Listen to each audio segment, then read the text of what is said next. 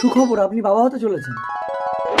সুমনা, আজ থেকে তুমি কোনো কাজ করবে না, ঘরের সমস্ত কাজ করে দিয়ে আমি অফিসে যাব আর ভালো ভালো ফল মিষ্টি আনবো, তুমি খাবে। দাদা, কিরে বোন, পেটে বাচ্চা নিয়ে তুই স্বামীর বাড়ি থেকে চলে আসলি কেন? স্বামী আমাকে মেরে ঘর থেকে। ঠিক আছে, তোকে আর যেতে হবে না, তোর বৌদি মা হতে চলেছে, ঘরের কোনো কাজ করতে পারবে না, তুই ঘরের সব কাজ করবি আর তোর বৌদিকে লক্ষ্য রাখবি। আমি অফিসে যাচ্ছি।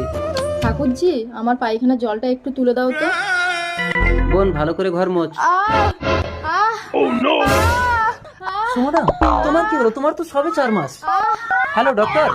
এর অবস্থা তো বেশি সিরিয়াস। ডাক্তারবাবু তাড়াতাড়ি আসুন, আমার স্ত্রীকে একটু দেখুন।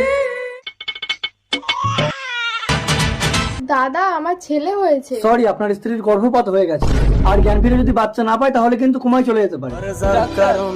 দাদা, বোন, তোর বাচ্চাটা দিবি। বোন, তোর পায়ে পড়ছি, তুই আমার বউকে বাঁচা। আমার এই তো বাচ্চা। তোমার বাচ্চা সুমনা। তোমার বোনের কি